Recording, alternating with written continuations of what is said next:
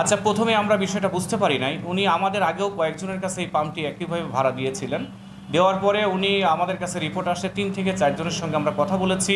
সবাইকে ১ মাস ২ মাস পরে সে উচ্ছেদ করে দেন।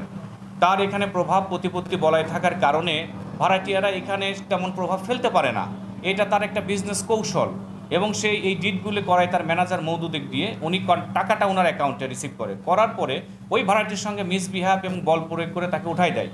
এবং সেই একই সিস্টেমে আমরা সরল বিশ্বাসে পাম নিয়েছি, আমাদের সঙ্গে সেম সিস্টেমই অবলম্বন করেছে।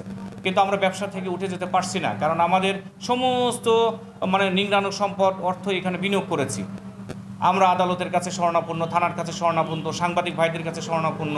এই অবস্থায় আমরা খুবই ইনসিকিউর ফিল করছি। আমাদের স্টাফরা যারা থাকে সব সময় দিন যায় রাত আসে, রাত যায় দিন আসে, অনিরাপত্তার মধ্যে থাকে।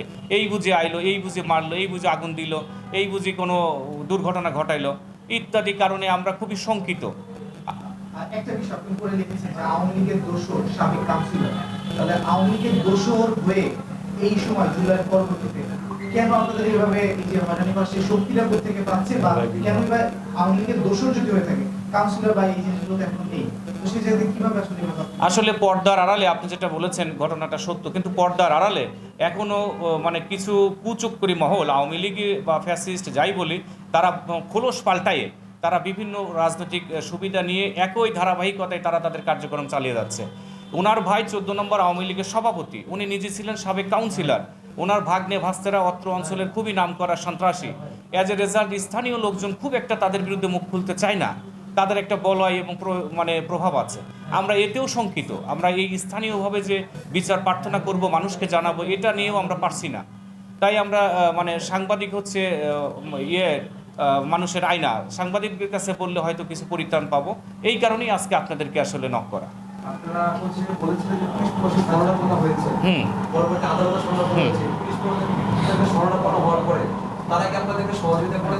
হ্যাঁ, পুলিশকে আমি ধন্যবাদই জানাবো। পুলিশ এখানে নিরপেক্ষতা পালন করেছে। আমাদের অভিযোগগুলি প্রত্যেকটি আমলে নিয়েছেন, তদন্ত করেছেন। এখনও লাস্টে যে জিডিটা করেছি তদন্তধীন, তারা নিয়মিত এখানে আসছেন, খোঁজখবর নিয়েছেন আমাদের ম্যানেজারের কাছে, আমাদের পাম্পের ছেলেদের কাছে এবং অন্যান্য যারা ওয়ার্কার সবার সঙ্গেই থানা থেকে পুলিশ এসে কথা বলেছে।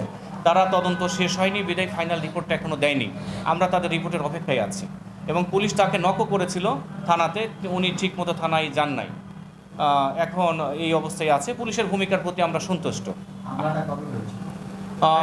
আরেকটা বিষয় আমি জানতে চাচ্ছি, পূর্বে যে সরকারি দলের যে অনুসারীরা, ফ্যাসিস্ট সরকারের অনুসারীরা, তারা এখন বর্তমানে যারা আছে এদের সাথে কি তাদের কোনো যোগসূচক আছে? আসলে আমরা ওইভাবে জানি না, বাট আমি বিশ্বাস করি অবশ্যই তাদের একটা আন্ডারগ্রাউন্ড লিঙ্ক আছে। তারা পারিবারিকগতভাবেই ফ্যাসিস্ট গভর্নমেন্টের সঙ্গে তারা জড়িত এবং তারা এই নাম ইউজ করে অত্র অঞ্চলের অনেক প্রভাব প্রতিপত্তি সম্পদ গড়ে নিয়েছে।